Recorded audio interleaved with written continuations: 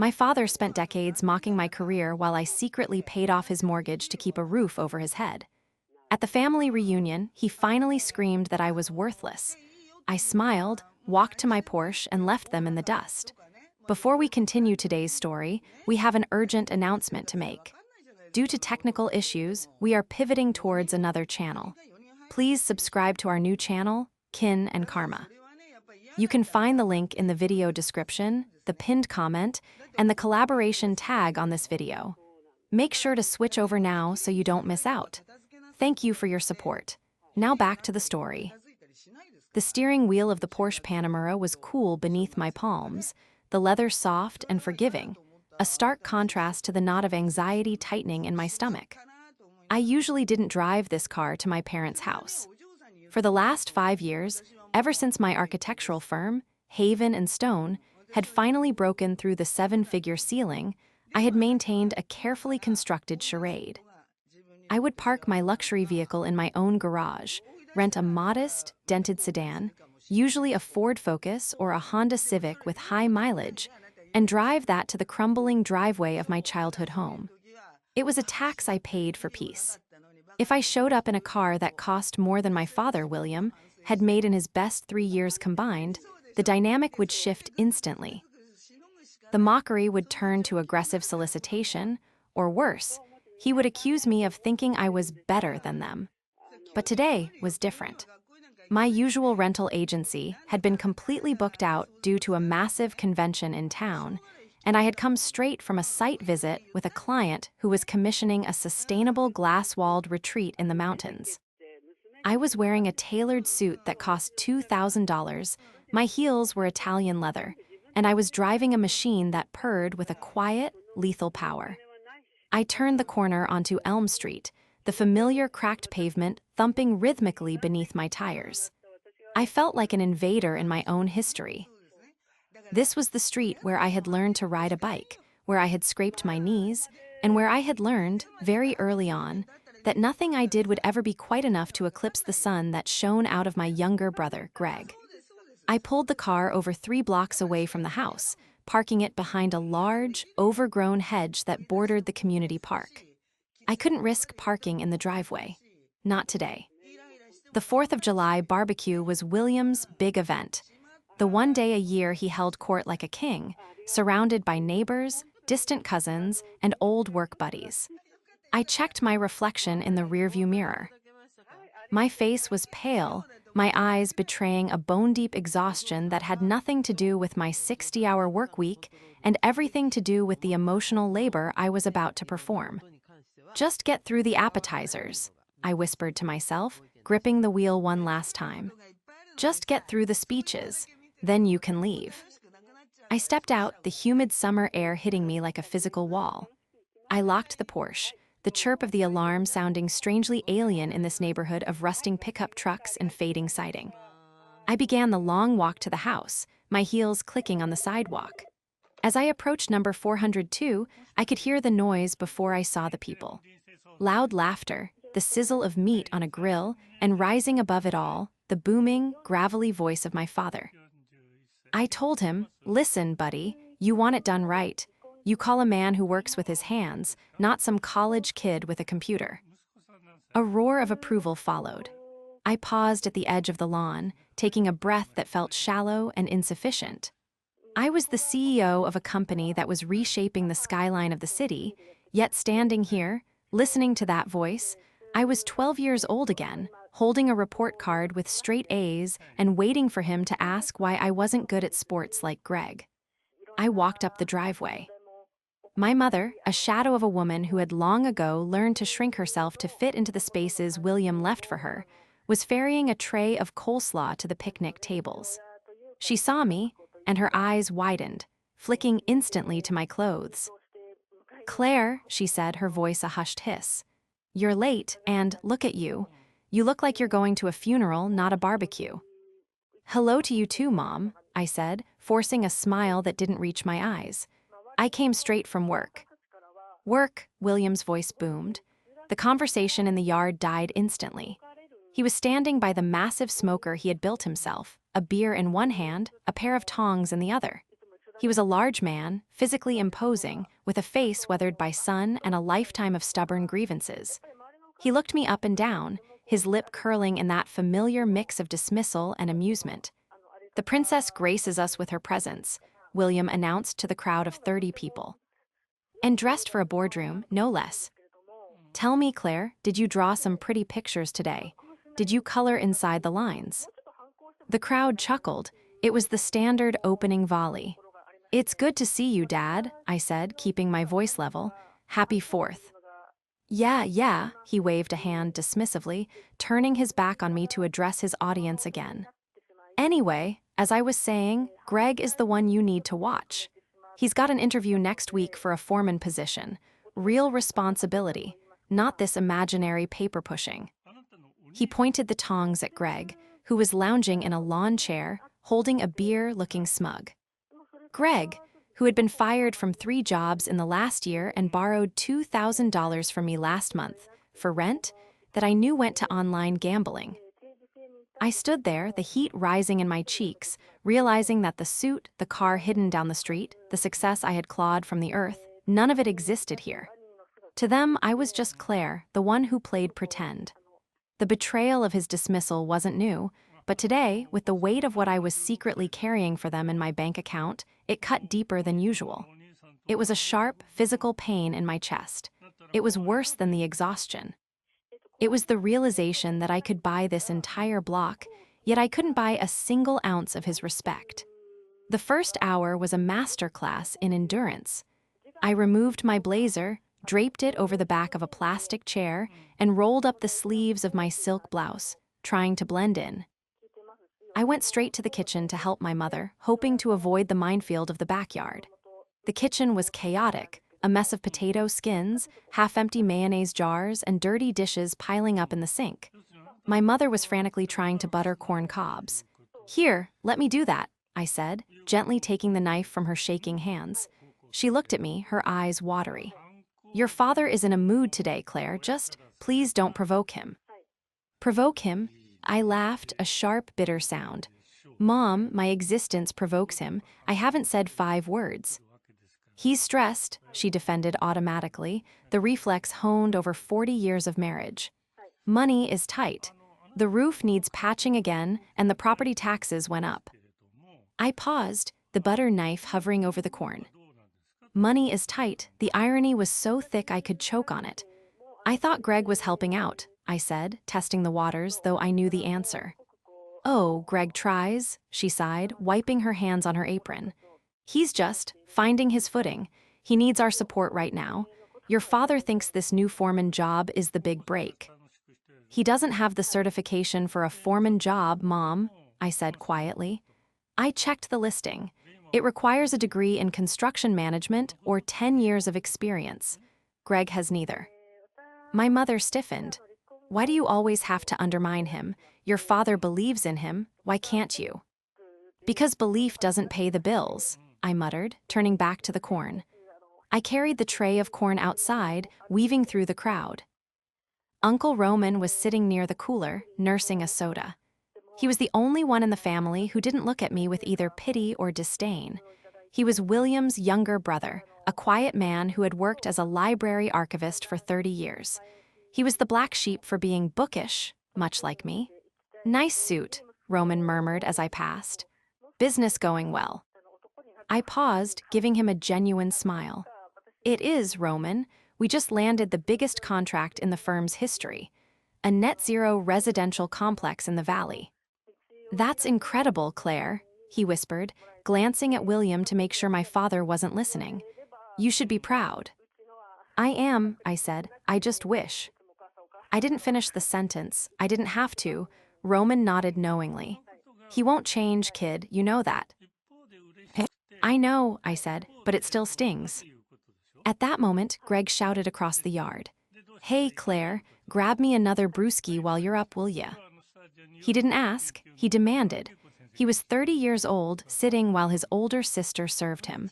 I walked over, dropped a cold can into his lap a little harder than necessary. "You have legs, Greg." "Whoa, feisty," Greg laughed, cracking the tab. "Dad, Claire's being mean to me." William turned from the grill, his face flushed with heat and alcohol. Claire, don't start. It's a party. Stop acting like you're better than everyone just because you wear a suit.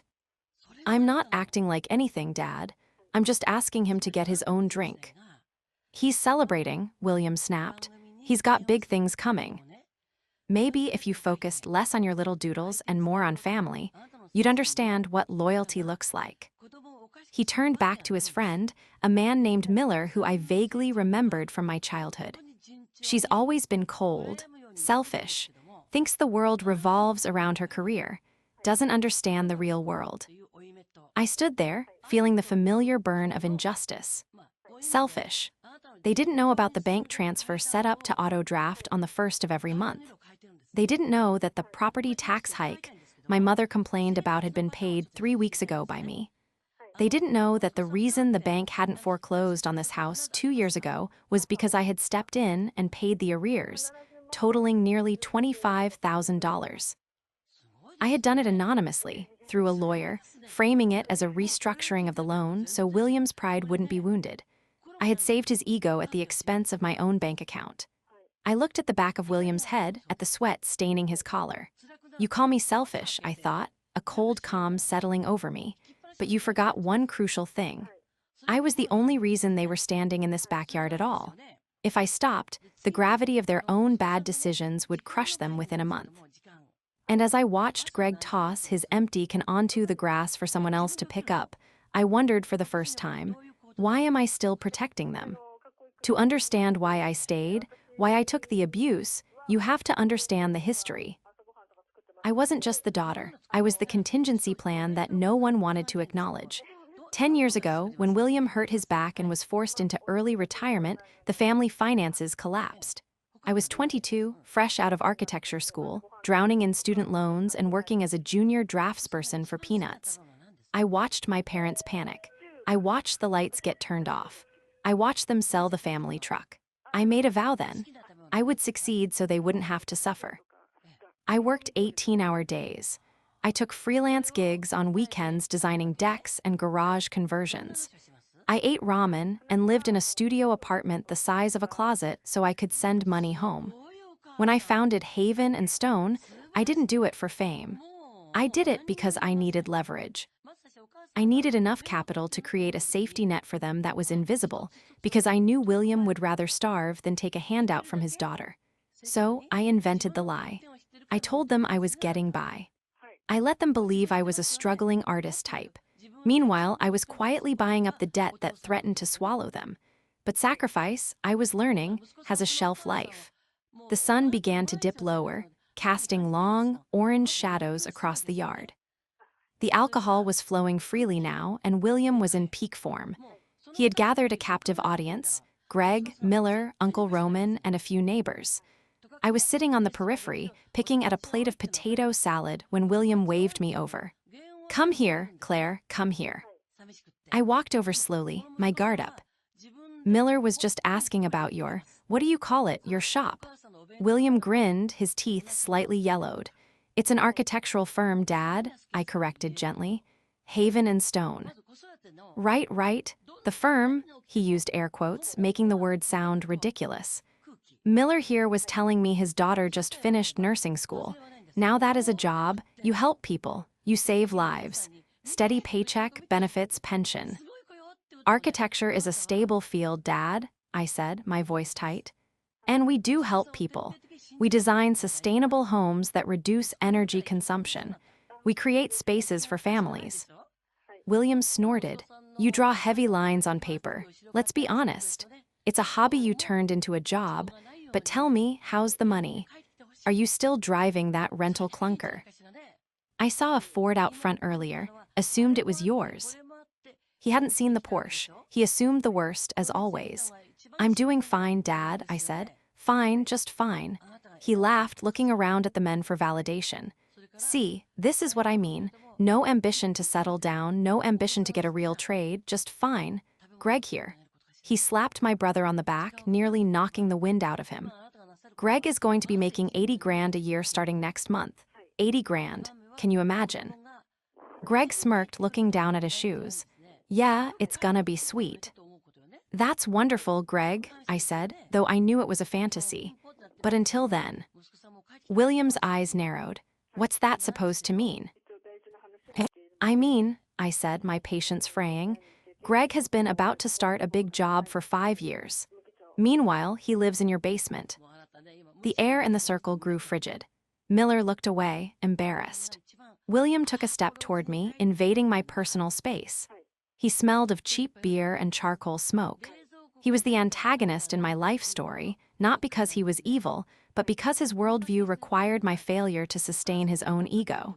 If I was successful, his narrative that hard labor is the only real work fell apart.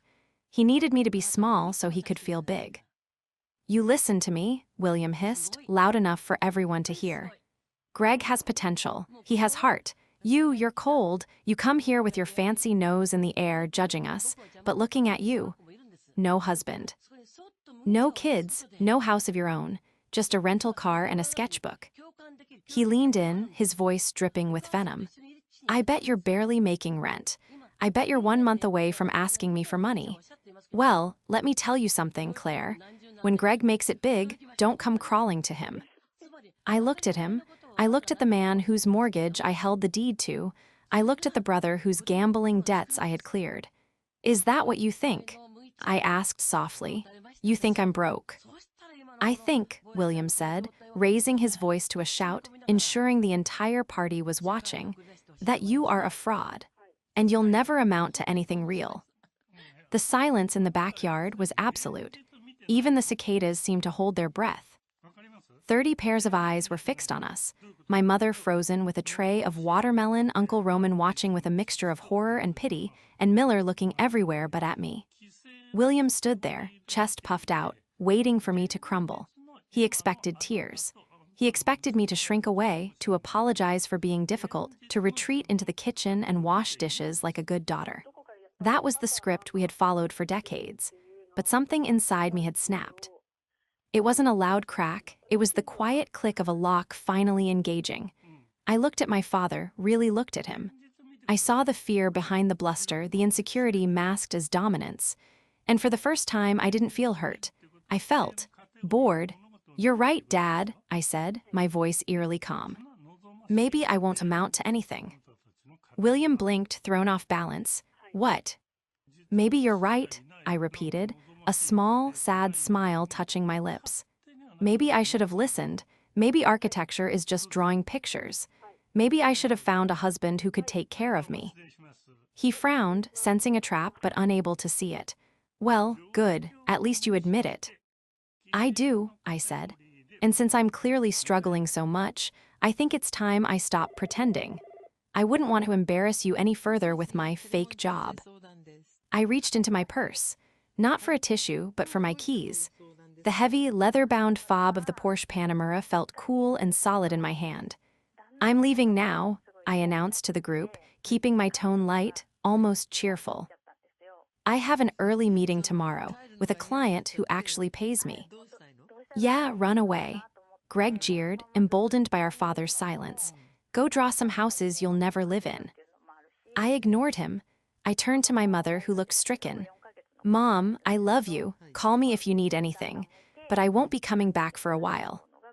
Claire, she whispered, stepping forward, but I was already walking. I didn't storm off. I didn't stomp.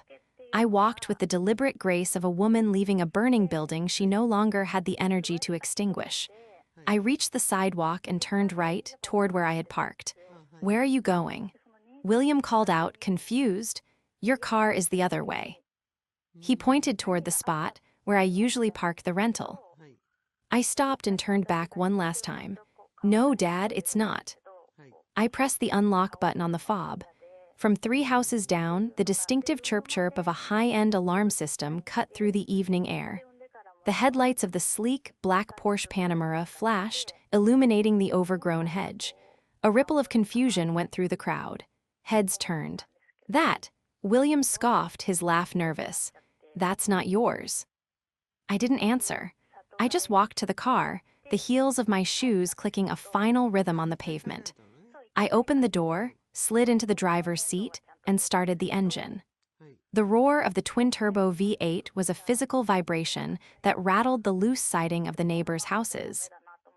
I rolled down the window as I pulled away from the curb, driving slowly past the house. They were all standing at the edge of the lawn now, mouths agape. William looked like he had been slapped.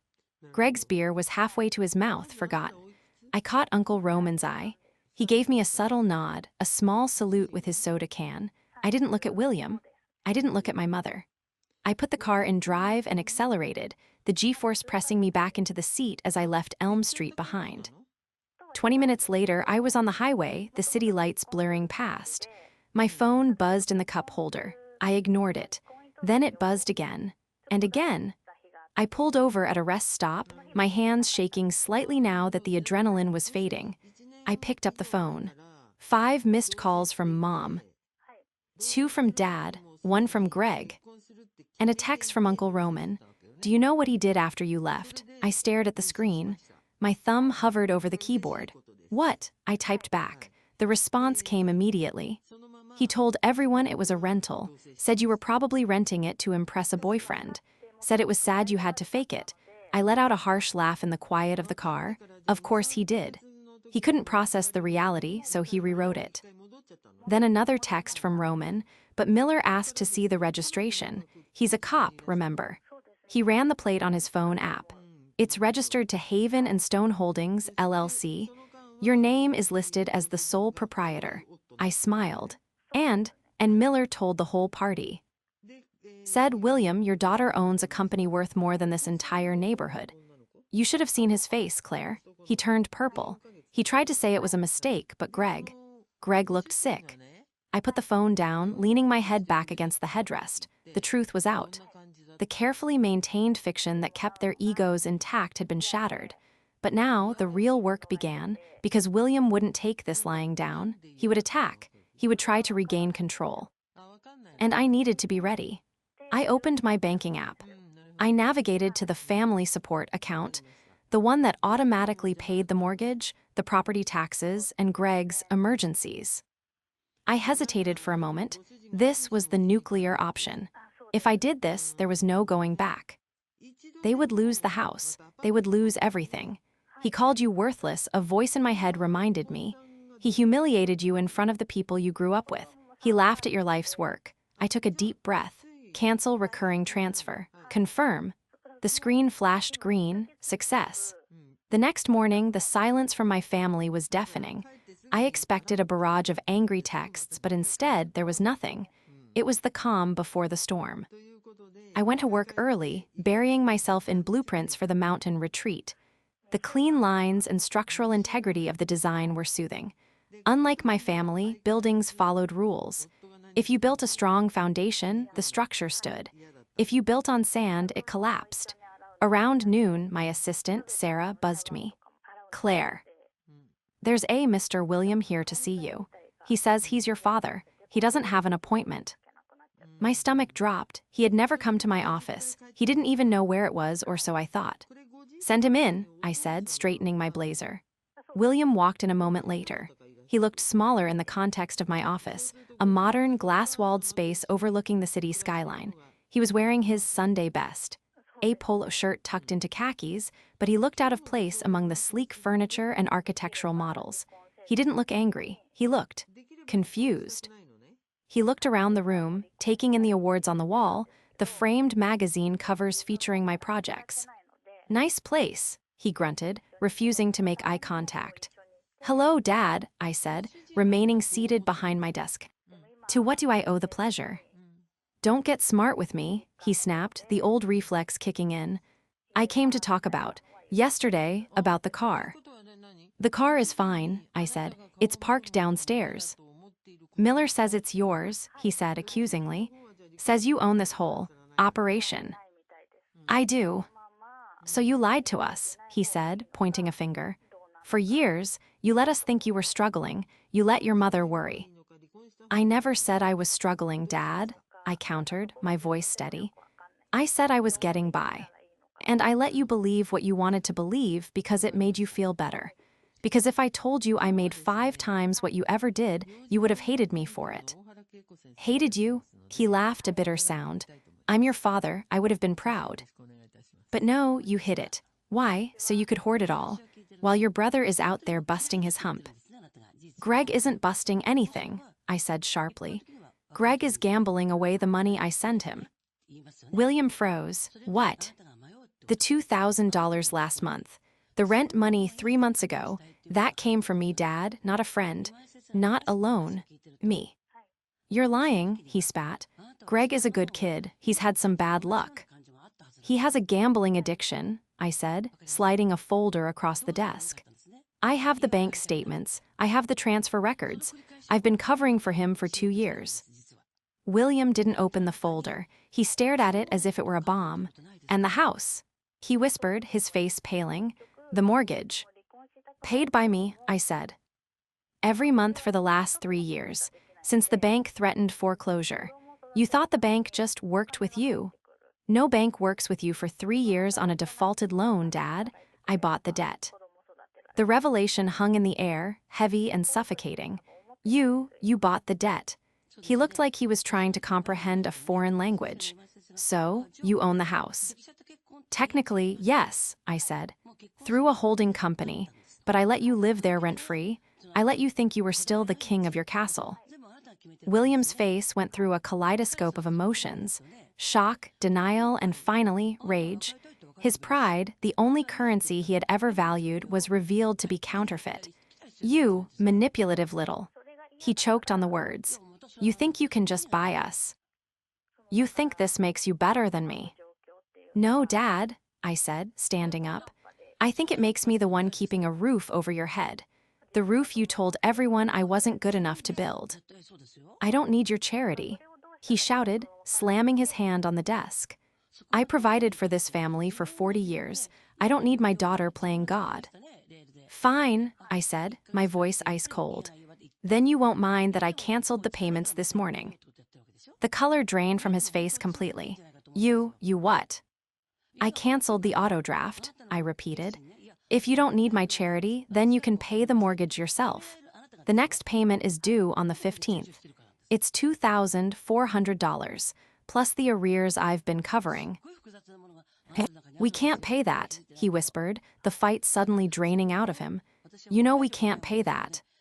Then maybe you should ask Greg, I said, sitting back down. He's starting that big foreman job soon, isn't he? 80 grand a year. William stared at me, his mouth opening and closing. He looked at the folder on the desk. He looked at the office. He looked at me, really seeing me for the first time, not as his disappointment, but as the architect of his reality. You can't do this, he said, his voice trembling. It's your mother's home. Then maybe you should have thought about that before you told 30 people I was worthless, I said. I'm done paying for the privilege of being abused, Dad. Get out of my office. William left, but the war wasn't over. It had just moved to a new front. By that evening, my phone was blowing up. My mother was calling, sobbing, leaving voicemails begging me to reconsider. Greg sent a text, you think you're so smart. Dad is going to fix this. Watch your back. I didn't reply. I forwarded the threat to my lawyer. The next 2 weeks were a blur of legal maneuvering. William, desperate and cornered, tried to get a loan to cover the mortgage. He failed. His credit was shot, destroyed by years of co-signing for Greg's failed ventures, another secret I had uncovered during my investigation. Then, the escalation came. I received a legal notice. William was suing me. He was claiming elder abuse and financial manipulation. He claimed I had tricked him into signing over the deed, which wasn't true. The bank had sold the debt to my LLC legally. He claimed I had stolen money from him. It was a desperate, flailing attempt to regain control, fueled by Greg, who I learned was feeding him these lies. Greg had convinced him that I had been siphoning off their retirement funds, funds that hadn't existed for a decade. I sat in my lawyer's office, reading the filing. It's baseless, Claire, my lawyer, a sharp woman named Jessica, said. He has no proof. We can crush this in court. I know, I said, rubbing my temples. But he's going to drag it out. He's going to make it public. He wants to shame me into submission. So what do? Jessica asked. Settle. No, I said. We don't settle, we accelerate. I pulled out a second folder. I need you to look into Greg's employment history. Specifically, the foreman job he claims to have, and I need you to subpoena his bank records. Why? Because, I said, a dark realization dawning on me, I don't think Greg just has a gambling problem. I think he's been stealing from them directly. And I think William knows, but he's blaming me to protect him. 3 days later, Jessica called me. You were right, and it's worse than you thought. Greg hadn't just been gambling. He had opened credit cards in William's name.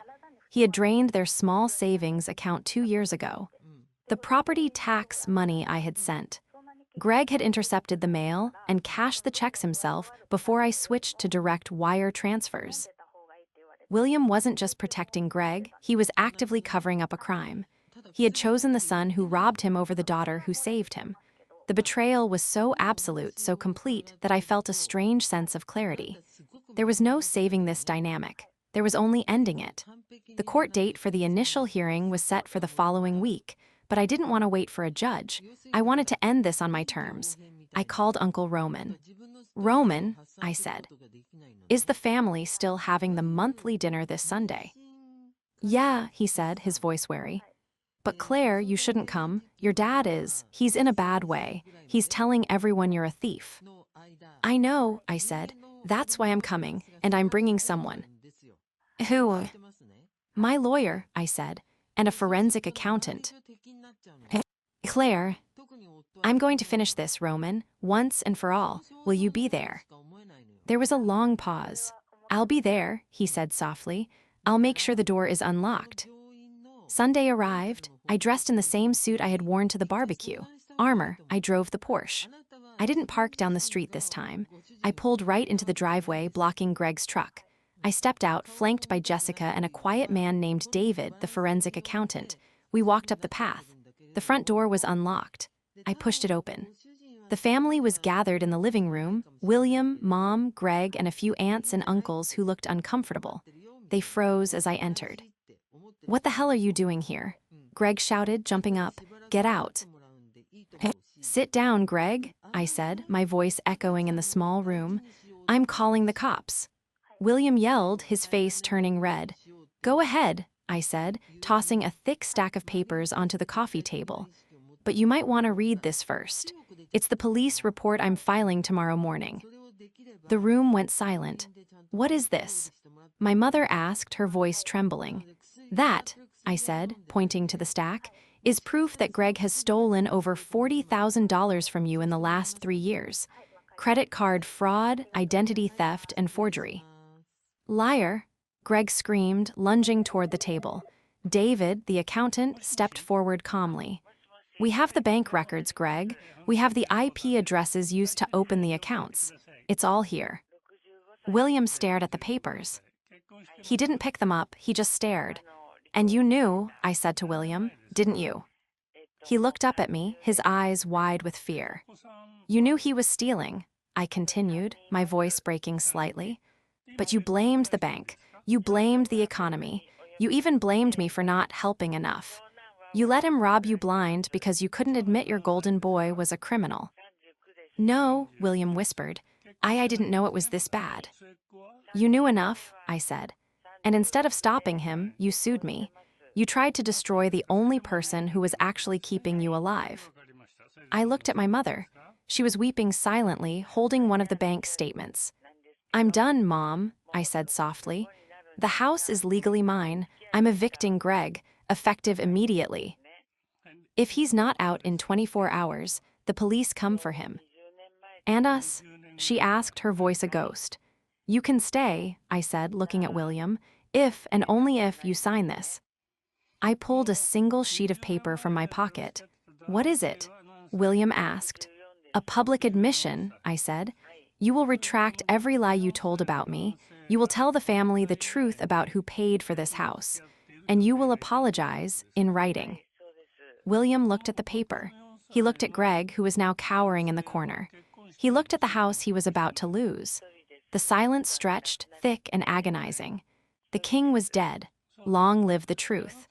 The silence in the living room was a physical weight, thick with years of unspoken resentments and the sudden, brutal clarity of the truth. My mother was sobbing quietly into a handkerchief, her shoulders shaking. Greg was staring at the floor, his face pale and slick with sweat, the bluster finally drained out of him. And William looked like a man who had been punched in the gut. He stared at the paper in my hand, the admission, the retraction, the apology. It was a single sheet of paper, but it weighed more than the house itself. It was the cost of his pride. "You can't make me sign this," he whispered, his voice hoarse. This is humiliation." "No, Dad," I said, my voice steady but cold. "Humiliation was you telling 30 people I was worthless while I paid for the roof over your head. Humiliation was watching me struggle to build a career and calling it a hobby. This is accountability." "Please, Claire," my mother begged, looking up. "Don't do this to your father. He's old. He didn't know." "He knew enough to lie about me," I countered, not softening. "He knew enough to sue me. He knew enough to protect Greg while Greg robbed you blind." I turned to Greg. "Get out." "What?" Greg looked up, startled. "Get out of my house," I repeated. "Now, you have 10 minutes to pack a bag. If you're still here when the police arrive to take a statement on the fraud, that's your problem." "You can't kick me out," Greg shouted, looking at William for support. "Dad, tell her." William looked at Greg. He looked at the bank statements spread across the coffee table, the undeniable proof of thousands of dollars stolen, credit cards maxed out in his name, the gambling debts paid with his Social Security checks. He looked at the son he had championed, the golden child who had rotted the family from the inside out. Then he looked at me, the daughter he had mocked, the daughter he had dismissed, the daughter who was the only reason he wasn't homeless. "Dad," Greg whined. William closed his eyes. A single tear tracked through the stubble on his cheek. "Pack your bags, Greg," he whispered. "What?" Greg gasped. "Pack your bags." William roared, slamming his fist onto the armrest of his recliner. Get out before I kill you myself." Greg flinched as if struck. He scrambled up, knocking over a lamp in his haste, and ran toward the hallway. We heard the slamming of drawers, the frantic stuffing of clothes. William slumped back in his chair, defeated. He looked at the paper again. His hand shook as he reached for the pen I held out. "If I sign this," he said, his voice trembling, will you let us stay?" "You can stay," I said, "rent-free, for as long as you need, but the house remains in my name.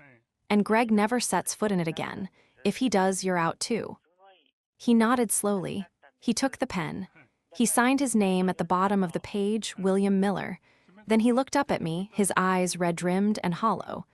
"I'm sorry, Claire," he choked out. I didn't want to see it. I didn't want to believe he could do this. And I didn't want to admit that you were the strong one." "I know, Dad," I said softly, "but I am." The front door slammed. Greg was gone. The engine of his truck roared to life outside, then faded into the distance. I looked around the room. The air felt lighter. The tension that had suffocated this house for decades had broken. It wasn't a happy ending, there was too much damage for that, but it was an ending. The lies were gone. Uncle Roman, who had been watching silently from the corner, stepped forward. He put a hand on my shoulder. "You did good, kid," he whispered. "You did good." I took a deep breath, feeling the knot in my chest finally loosen. "I'm tired, Roman." "I know," he said. "Let's go." I turned to leave. "Mom, Dad, I'll have Jessica draw up the lease agreement. It's just a formality to protect the asset. You won't have to pay anything. Just take care of yourselves." My mother nodded, unable to speak. William just stared at his hands. I walked out the door into the cool evening air. The Porsche was waiting in the driveway, a sleek, dark beast purring with potential. I got in, the leather seat hugging me like an old friend. As I backed out, I saw Uncle Roman standing on the porch, watching me go. He raised a hand in a silent salute. I didn't look back at the house. I looked at the road ahead. William was true to his word, or perhaps he had simply been broken enough to stop fighting. He told the family the truth, not all at once and not loudly, but the whispers spread. Claire bought the house. Greg stole the money. William was wrong. The lawsuit was dropped immediately. Jessica handled the paperwork with ruthless efficiency. The deed was secured, the trust established. My parents were safe, housed, and cared for, but the dynamic had shifted permanently. I was no longer the child seeking approval, I was the benefactor ensuring survival. Greg didn't disappear quietly. He tried to crash a few family gatherings, tried to spin a sob story about addiction and misunderstanding. But the evidence was too damning. The police report I had filed, but held in abeyance as long as he stayed away, was a sword of Damocles hanging over his head. He eventually drifted away, moving 2 states over to live with a girlfriend who didn't know his history yet. I hoped, for her sake, she found out sooner rather than later. As for me, I threw myself into Haven and Stone. The Mountain Retreat project won an architectural award. We landed 3 more high-profile contracts. I bought a small, mid-century modern house in the hills for myself, a place with big windows and 0 ghosts. I still saw my parents, but on my terms. I visited for holidays. I brought nice wine. I drove the Porsche. One afternoon, about 6 months later, I received a text from William. It was a photo of the backyard. The grass was cut, the fence I had paid to repair was painted. Yard looks good, the text read. Thanks, it wasn't an I love you. It wasn't a you're amazing. But for a man who had spent his life speaking in grunts and criticisms, it was a monologue. I texted back, looks great, Dad. I put the phone down and looked out at the view from my office. The city was spread out below me, a grid of lights and possibilities. I had built this life. I had fought for it, and I had won. The victory wasn't in the money or the car or the house. It was in the freedom to be exactly who I was without apology. I picked up my pen and turned back to the blueprints on my desk. There was a new project starting next week, a community center in the inner city. Pro bono. Because I could, and because finally I amounted to something.